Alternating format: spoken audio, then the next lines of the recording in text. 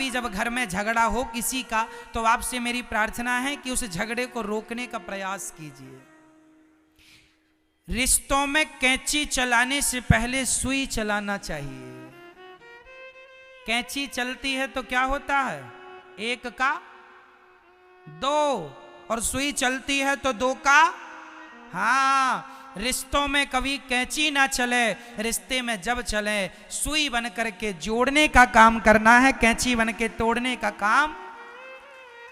पति पत्नी का झगड़ा है तो माता पिता को, सास ससुर को मिलजुल करके पति पत्नी में सुलह करानी चाहिए। लेकिन आजकल के लोग सुलह कराने की जगह और पति पत्नी को भड़का देते हैं।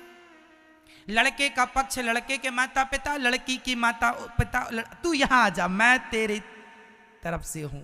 लो, रूस यूक्रेन की तरह युद्ध चालू, यहां से परमाणु हमला, वहां से मिसाइल दागी गई, पत्नी की तरफ से एक मिसाइल दागी गई, खबरदार शकल न दिखाना।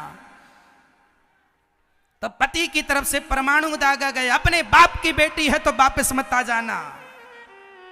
लो भैया, महाभारत चालू।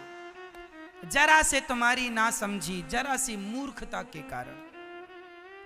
इसलिए जब भी महाभारत की स्थिति बने तो पहले शांति का प्रस्ताव होना चाहिए। महाभारत युद्ध के पहले भगवान कौन सा प्रस्ताव लेके गए मेरी मां? जोर से बोलो मैया। तो आप लोगों में भी जब झगड़ा होगा तो पहले कौन सा प्रस्ताव आप लोग रखते हैं कि नहीं?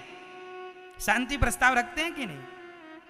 पति पत्नी का झगड़ा हो तो पहला कौन सा प्रस्ताव, किसकी ओर से? किसकी ओर से? अब मैं बताता हूं किसकी ओर से। यदि पति पत्नी में झगड़ा हो और यदि पति ने पत्नी को सॉरी कह दिया तो मैं मानता हूं कि यह पति बहुत समझदार है। और पत्नी ने सॉरी कह दिया पहला, जो पहला सॉरी कहेगा, जो अपनी गलती स्वीकार करके और उस गलती को भूल जाए, अरे गलती नहीं है तो भी तुम्हारी पति पत्नी है, काहे झगड़ा कर रहे हो, जो आदमी पहला सॉरी बोलेगा वही उस घर में सबसे बड़ा समझदार माना जाएगा, और जो बाद में सॉरी बोलेगा वो उस घर में सबसे बड़ा मूर्ख है। अब बताओ, लड़ना झगड़ना अच्छा है कि शांति के प्रस्ताव से जीवन भर रहना अच्छा है? बोलो क्या सही है? छोटी छोटी अकड़, छोटा छोटा अहंकार लिए आदमी लड़ता रहता है। पति पत्नी के झगड़ों में महीना बीत जाता है जबकि कोई बात नहीं है। इसलिए मेरी मां, इन बातों में कोई दम नहीं है। भगवान शांति दूत बन के गए। आप भी शांति प्रस्ताव अपनी ओर से रख लो, समझदारी का परिचय दो। सामने वाला मूर्ख है तो उसे मूर्ख रहने दो, तुम तो समझदार हो। बाल्टी कुएं में जब उतरती है ना तो उसे भी जरा झुकना पड़ता है, तब वो पानी लेके आती है। यदि बाल्टी कुएं में जाए और खड़ी ही रहे, ऐसे बाल्टी खड़ी रहे, तो क्या भरेगी? कुएं में उतर के ना वो ऐसे पलट जाती है, झुक जाती है। सही है क्या मेरी माँ?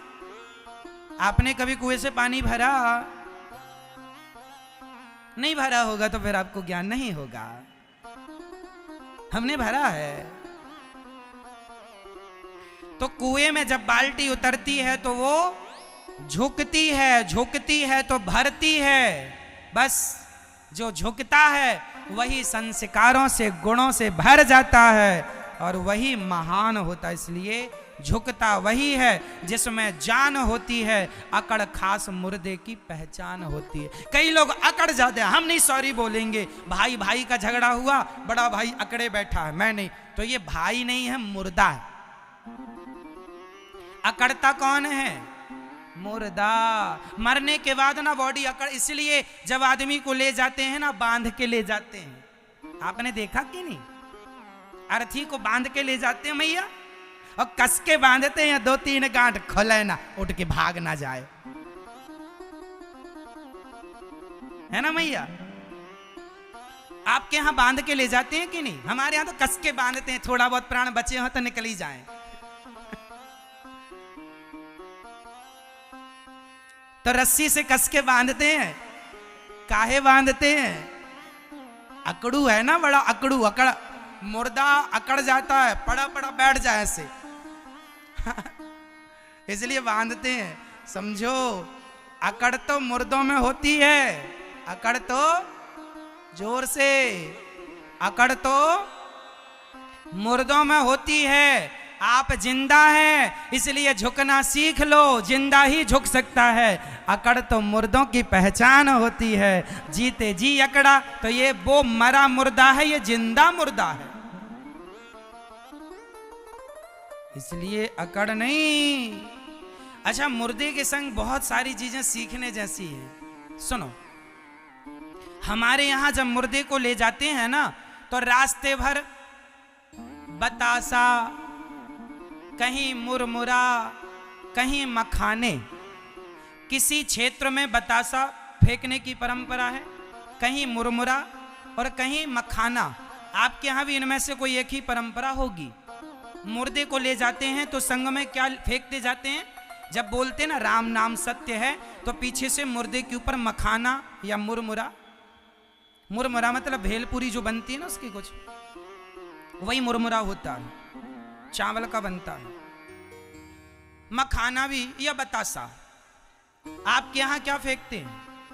बतासा फेंकते हैं, मखाने फेंकते होंगे। चलिए, कुछ भी आप समझो, सब जगह की अपनी अपनी मान्यताएं परंपराएं, पर फेंकते जरूर है। एक सज्जन ने हमसे पूछा, महाराज जी ये मुर्दे के संग बतासा क्यों फेंक रहे हैं, मखाना? तो तीनों का गुण एक सा होता है। सुनो, मखाना भी फूला होता है, फूला ऐसे। मखाना मुंह फुलाए रहता है कि नहीं? और बतासा भी फूला होता है, उसको ऐसे मारो तो पिस जाता है, फूला रहता है बतासा। और मुरमुरा भी ऐसे ही फूला रहता, मुरमुरा। चलिए, तो मुर्दे के ऊपर ये इसलिए फेंके जाते हैं, दुनिया वालों देख लो, सारी जिंदगी ये भी फूला फूला घूम रहा था। एटीट्यूड, अहंकार में फूला, मैं ये, मैं वो, मैं फलाना हूं, मैं डिमका हूं, मेरे पास गाड़ी बंगला। और अब देखो कहां गई इसकी अकड़। अब बोल, पड़ा है, अब बोल, कुछ नहीं बोल रहा, पड़ा। तो जैसे मखाना पिचक गया, मुरमुरा पिचक गया, बतासा पिचक गया, ऐसे इसका घमंड भी पिचक गया। देख लो दुनिया वालों, करो तुम भी घमंड, तुम्हारा भी फेंका जाएगा एक दिन। बतासा वो भी पिचक जाएगा। तुम्हारा घमंड ज्यादा दिन का नहीं है, इसलिए अभी मिटा दो। सही है। एक चीज और फेंकी जाती है मुर्दे के ऊपर, पैसा। हमारे यहां सिक्के फेंकते हैं, 2 रुपए, 5 रुपए, 1 रुपए, पहले चवन्नी और पहले पंजी फेंकी जाती थी। किसी ने कहा, भाई साहब ये मरे आदमी के ऊपर पैसे क्यों फेंके जा रहे हैं? कारण है, मुर्दे के ऊपर ना पैसे फेंके जाते हैं। 10 रुपए का सिक्का, 1 रुपए का, 2 रुपए का, क्यों फेंका जा रहा है? अरे भाई मुर्दे राम, मुर्दे उठो।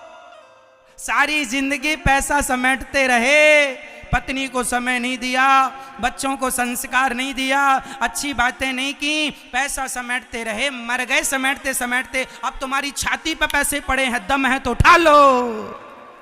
अब नहीं उठाएगा, सारी जिंदगी उठाया पैसा पैसा, धन धन धन। कब तक समेटा धन? जब तक निधन नहीं हो गया। धन धन धन निधन, धन धन कब तक?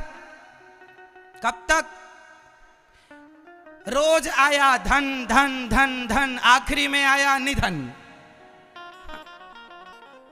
ये आदमी की पूरी यात्रा धन से शुरू करता है, निधन में जाके रुक जाता है। निधन हो गया। धन में एक ही अक्षर तो जोड़ा, नी, निधन।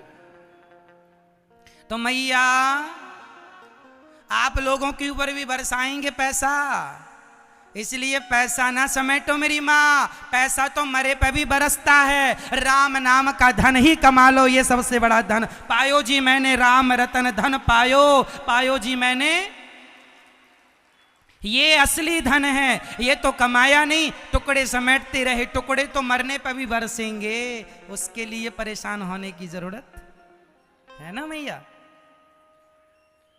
इसलिए मरे आदमी से भी आप बहुत कुछ सीख सकते हैं। इसलिए अब आपको ध्यान से सुनना होगा। महाभारत का युद्ध हुआ, महाभारत केवल अहंकार के कारण हुआ। यदि पांडवों को उनका अधिकार दे दिया जाता, 5 गांव मांगने आए थे भगवान, दे दिए जाते, तो क्या युद्ध होता? कदापि ना होता। इसलिए जिसका जो अधिकार है उसे दे दिया जाए। और हाथ जोड़ के कहता हूं, किसी दूसरे की संपत्ति पे गलत निगाहें ना रखना, गंदी नियत ना रखना।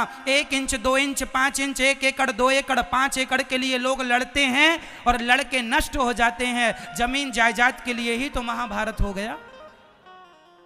आजकल के भाई ऐसे हैं, हड़प लेते हैं दुर्योधन जैसे लोग। आज का भाई ना अपने भाई की संपत्ति हड़प लेता है। ये भाई कौन सा भाई है? दुर्योधन भाई है। फिर ऐसों के संग ना महाभारत लड़के इसको मारना ही ठीक है। क्यों जी? कोर्ट कचहरी से ऐसा नहीं कि आप लोग गदा से मारने लगो, परंतु अपने अधिकार के लिए लड़ना चाहिए। मेरी माँ, ये आजकल ना मैं देखता हूं समाज में, आज भाई भाई का सगा नहीं है। कितने भाई आज कोर्ट कचहरी में अधिकाधिक केस भाई भाइयों के लड़ रहे हैं लोग। भाई से विवाद, प्रॉपर्टी। अरे तुम भाई भाई हो, एक थाली में खाया करते थे, एक शर्ट को दोनों मिल बांट के पहन लिया करते थे। अब समझदार हो गए हो तो बैठ के विवाद निपटा लो भाई। आधी तुम ले लो, आधी हम ले लें। तुम हम कोई अलग अलग, एक ही बाप का खून तुम दोनों के अंदर बह रहा है और तुम बताओ झगड़ा कर रहे हो। कोई विवाद नहीं है, फिर भी जरा सी समझदारी आ जाए तो कोई झगड़ा ना हो, और नहीं तो फिर तुम महाभारत तो लड़ ही रहे हो। युद्ध तब होते हैं जब समझदारी नहीं होती। यदि दुर्योधन ने जरा सी समझदारी दिखाई होती तो महाभारत की नौबत स्थिति ना उत्पन्न होती। इसलिए समझदारी या तो आप दिखाएं या तो हम दिखाएं, दो में से एक को समझदार होना पड़ेगा। या छोटा भाई समझदार हो जाए कि चल भैया तू ले लिया है, 2-4 इंच दबा लिया, कोई बात नहीं। या तो फिर वो समझदारी दिखाए, भैया तुम भी हमारे भाई हो, हमारे भी बच्चे हैं, तुम्हारे भी बच्चे हैं, भाई तुम्हें भी लगेगा आने पर आगे पर हमें भी आगे लगेगा, तो तुम मिल बांट के रहो। आजकल का भाई भाई की संपत्ति हड़प लेता है। भाई साहब क्या कहें हम आपको, घोर कलयुग चल रहा। एक भाई वो थे भरत जी, जो अपने भाई के लिए अयोध्या का सिंहासन छोड़ के आए, और आज का भाई भाई को मार रहा है, संपत्ति हड़प रहा है। देख तेरे संसार की हालत क्या हो गई भगवान, कितना बदल गया।